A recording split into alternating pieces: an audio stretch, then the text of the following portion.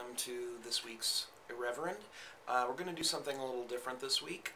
We did Chapter 16 last week, and we'll pick back up with Chapter 17 next week, but we got a lot of viewer questions, so we're going to go through those instead, and just have that be all we're doing today. Our first question comes from Michael C. in Illinois. He asks, can God make a rock so heavy that God can't pick it up? Okay, the answer is no, okay, because he's God, and God can pick up anything he wants. Alright, so no, God can't... Okay. Okay, I see what you're saying. Alright, that's a pickle. Alright, I'll tell you what, I'm gonna have to look into that. I'll do a little research, and I'll have an answer for you next week on that one. We'll move on. The next question is from Michael C. from Illinois again. He asks, why do bad things happen to good people? The short answer, they don't. If a bad thing has happened to you, it is because you are a bad person and have done something bad. You may have not thought so at the time, but, you know, if something awful occurs, then think back, because you've done something to bring this on yourself. And so I would suggest go to confessional. Fess up, you know, unless you want more buckets of shit landing on your head, or you want to keep tripping and banging your head on the cement.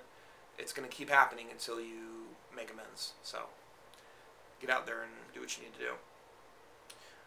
Next question is Michael C. in Illinois. He has a lot of questions. He asks, where do babies come from? That's an excellent question.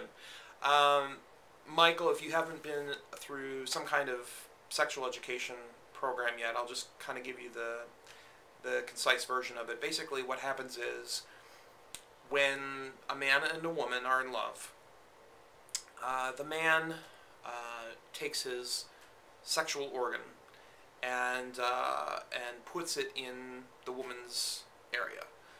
And what happens then is he shoots something that's called semen, sperm, and the sperm, and in each one of the sperm is an angel. And the angels are in there just kind of driving the sperms around until they get tired and need to pull off into a rest area. Okay, so when the angel pulls into the first angel to pull into the rest area impregnates that rest area, and the baby is conceived with the little angel inside of it. So that's how that works. The next question, Michael C. in Illinois. Thank you for playing. He says, what sports team does God root for? Root, R-O-U-T-E. That's cute. Michael, that is how you spell root, but in this instance, actually, son, it would be R-O-O-T. Is how you would spell it. But anyway, what sports team does God root for? To be honest, he does not root for particular teams.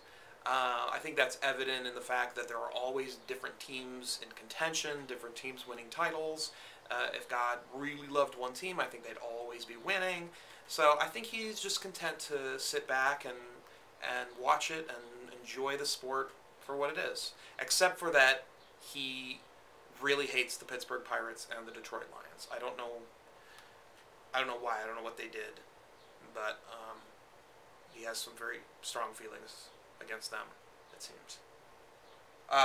Next question is again from Michael C. in Illinois. He asks, if God could pick any actor to play him, except George Burns, Morgan Freeman, or Alanis Morissette, who would he choose? First of all, God does not like conditionals. I don't think that he would really appreciate being limited in his selection. But to answer your question, if he had to choose someone else, I think clearly he would go with Sir Ian McKellen. I think he proved in the Lord of the Rings trilogy that he's pretty much tops when it comes to playing older gentlemen with long white beards. He also has that deep booming voice that you need to play God, and also I think he would just want to go with somebody British. I don't know why, but I kind of feel like I kind of feel like he'd want to go with a Brit on that one. That's just me. Our last question is not from Michael C. in Illinois. This is actually from Brendan C. from Tennessee, and he asks, can Jesus take away bad dreams? Well, Jesus could take away bad dreams if he wanted to, but as he's the one putting them there, I don't see why he would want to do that. Similar to my earlier point, Jesus puts those bad dreams there to either punish you for doing something bad or to warn you about something bad you're considering doing. So, when you wake up in cold sweats and frantic, and for a second you think it's real and you realize, oh my God, was this a dream? That's the time to take stock of your life, think about all the bad things that you're doing, make amends for them, confess, and before you know it, you're going to be dreaming about rainbows and puppies. So that's how you make the bad dreams go away. Don't blame it on Jesus. That's all the viewer questions we have. So we'll pick back up with the Bible next week. But in the meantime, please shoot me some more of these questions. I'm happy to answer your questions and make things a little clearer in your mind if I can. So until next week, stay well and let God be in your heart. Okay.